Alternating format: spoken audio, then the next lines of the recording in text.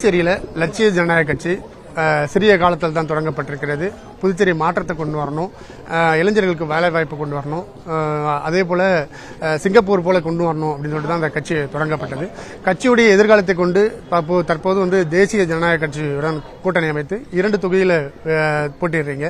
காமராஜர் தொகுதியில் போட்டிடுறீங்க. இது எப்படி இருக்கு? மக்கள் வரவேற்பு ரொம்ப நல்லா இருக்கு. இதுக்கு முன்னாடி ஜான்குமார் அங்கிள் இந்த தொகுதி அவர் உண்மையாவே நல்லா மக்களுக்கு நல்லா செஞ்சிருக்காங்க.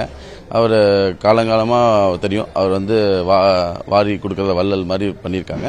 அது போக இது மெயினா என்னன்னா, நம்ம ஓவரால் கான்ஸ்டிடுவன்சி பாத்தீங்கன்னா காமனான ப்ராப்ளம்னு இருக்கு. சில அடிப்படை வசதிகள், காவாவா இருக்கட்டும், குடிநீரா இருக்கட்டும், கொசு பிரச்சனையா இருக்கட்டும், இந்த மாதிரி நிறைய பிரச்சனைகள். குடிநீருக்கு அந்த காவாலாம் தூர் வராமல் இருக்கு, குளங்கள் தூர் வராமல் இருக்கு, இந்த மாதிரி பொதுவான பிரச்சனைகள் இருக்கு. அது போக எம்ப்ளாய்மெண்ட், வேலைவாய்ப்பு, இந்த மாதிரி நிறைய விஷயங்கள்லாம் இருக்கு. ஸோ ஒன்று வந்தோடனே இதெல்லாம் எடுத்து பண்ணலாம்னு நாங்கள் பேசிட்டு இருக்கோம்.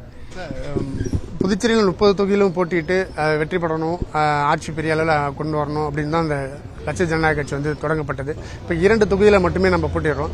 இப்போ இந்த 2 தொகுதிக்கு மட்டுமே நம்ம முழுமையாக அந்த ஃபோக்கஸ் பண்ண முடியுமா? இல்லை 30 தொகுதிக்கான அந்த வளர்ச்சியை நம்ம கொண்டு வரதுக்கான எதுனா தேசிய ஜனநாயக கட்சியோடைய கூட்டணியில் நம்ம அதுக்கான நடவடிக்கை எடுக்கப்படும்?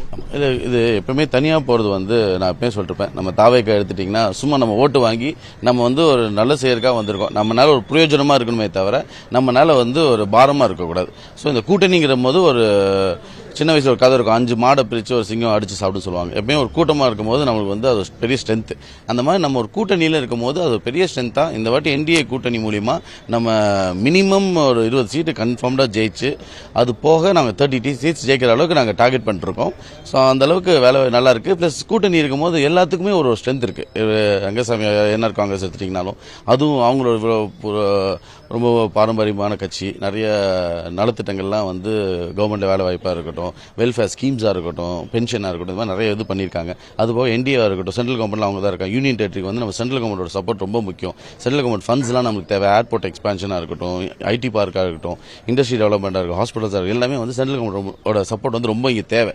ஸோ இதுக்கு எல்லாத்துக்கும் கண்டிப்பா அது அதிமுக சொல்லவே தேவையில்லை. திரு எம்ஜிஆர் அவர்கள் ஆரம்பிச்ச அண்ணாவோட வலியுறுத்தல ஆரம்பிச்ச கட்சி இன்னைக்கு இவ்வளவு பெரிய ஸ்ட்ரென்த்தோட நம்ம போகும்போது எல்லாத்துக்கும் ஒரு கான்பிடன்ஸ். ஏன்னா புதுசா வரும்போது நம்ம ஒரு அரசியல் புதுசு, இதுல நம்ம எந்த தப்பும் பண்ணிடக்கூடாது. அதனால எப்பவுமே கூட்டணியோட போகும்போது அது பெரிய ஸ்ட்ரென்த் தான். கண்டிப்பா இந்த பெரிய வாக்கு வித்தியாசத்தை நாங்க எல்லாரும் ஜெயிப்போம். காமராஜர் தொகுதி 30 தொகுதியில் ஒரு முன்மாதிரியான தொகுதி நம்ம உருவாக்கப்படும் அப்படின்னு நீங்க சொல்லியிருக்கீங்க. மழைக்காலங்களில் மிகப்பெரிய பாதிப்பை உள்ளாக்கக்கூடிய இந்த காமராஜர் தொகுதியில் ரெயின்போ நகர் உள்ளிட்ட பல்வேறு பகுதியில் இருக்கு. அதுக்கான முன்னெச்சரிக்கை நடவடிக்கையோ இல்லை அதற்கான திட்டங்களோ எதனா நம்ம வகுத்திருக்கிறோமா? அது மக்களுடைய பல வருடங்களாக அந்த பிரச்சனை இருக்கு. அதுக்கான லட்சிய ஜனநாயக கட்சி உங்க வேட்பாளராக நீங்க என்ன? இப்ப நாங்க என்னன்னா ரெயின்போ காலனி இந்த மாதிரி நிறைய விஷயங்கள் என்ன பிரச்சனை மெயினா காவெல்லாம் தூர் வராம இருக்கு. இந்த பிளாஸ்டிக்ஸ் மெயின் இது ஒரு நபரோட பிரச்சனை இல்லை. இது எல்லாருமே ஒரு பிளாஸ்டிக் நம்ம செல்ஃப் அவேர்னஸ் வேணும், சிவிக் சென்ஸ் வேணும். மக்களும் இது எல்லாமே சேர்ந்து ஒரு ஒருங்கிணைச்சு பண்ணக்கூடிய விஷயம். நம்ம இந்த பிளாஸ்டிக் பாட்டில்ஸ்லாம் போடுறது அதுதான் நிறைய கேப் அடைச்சிட்டு தண்ணி தேங்க நிறைய வாய்ப்பு பண்ணுது. ஸோ இனி நான் கண்டிப்பா வந்தோடனே எல்லாம் பயோடிகிரேடபிள் பிளாஸ்டிக்ஸ் தான் யூஸ் பண்ற மாதிரி பிளான் பண்ணிட்டு இருக்கோம். இந்த மாதிரி நிறைய புது சட்டங்கள் கொண்டு வரலான்னு இருக்கோம். கொண்டு இந்த மாதிரி பிளாஸ்டிக்ஸ் இல்லாம ஃபர்ஸ்ட் தூர் வாரணும். அதுக்கு நாங்க நடவடிக்கை ஆல்ரெடி நாங்க வேலை செய்ய ஆரம்பிச்சிட்டோம். அதனால தான் போன வாட்டிலாம் முன்னாடி விட கம்மியா வந்தது.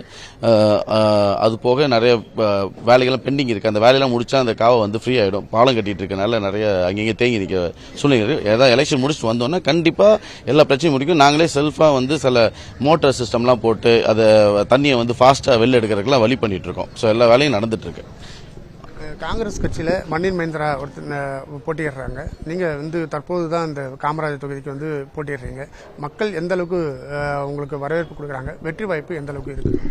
இல்லை, யார் வேணா வரலாம். இன்னும் ஒரே விஷயம் என்ன, மக்களுக்கு நல்லது செய்யணும். அதுதான் ஒரே விஷயம். மக்களோட வாழ்வாதாரம் இவ்வளவு வருஷமா இருக்காங்க, இவ்வளவு இது நடந்துட்டு இருக்கு. மக்களோட வாழ்வாதாரம் இன்னமும் ரொம்ப கஷ்ட நிலைமை இருக்கு. அதெல்லாம் பார்க்கும்போது ஏன்னா நான் அது நான் என்னோட கம்பேர் பண்ற மாதிரி இருக்கனால கூட அப்படி இருக்கலாம். பட் ஆனால் மக்கள் இவங்கெல்லாம் இவ்வளவு கஷ்டத்திலிருந்து வெளில கொண்டு வரணும் தான் என்னோட முதல் நோக்கம். அதை கண்டிப்பா மக்கள் தேர்ந்தெடுப்பாங்க. இன்னொன்று நம்ம அரசாங்கமோட பணத்தை மட்டும் நம்பாம நம்ம சொந்த பணத்தையும் போட்டு வரோம். அது நிறைய பேர்த்தினால அவங்கள தப்பு சொல்ல முடியாது. அது நிறைய பேர்த்தினால அந்த கஷ்டங்கள் அவங்களால முடியாது. முடியாது. இந்த அரசியலுங்கிறதே ஒரு பெரிய ஒரு செலவு உள்ள விஷயம். நிறைய பேர் கடனை வாங்கிட்டுலாம் அரசியல் வந்துட்டு எலெக்ஷனில் வந்துட்டு அதுக்கப்புறம் அவங்களால வாக்குறுதிலாம் சிலதை தீர்க்க முடியல. இப்போ எங்களுக்கு வந்து நாங்கள் இந்தியா ஃபுல்லாக எங்கள் சிஎஸ்ஆர் ஃபண்ட்ஸில் இது வரைக்கும் நாங்கள் 200 கோடிக்கு மேலே நாங்கள் செலவு பண்ணியிருக்கோம்.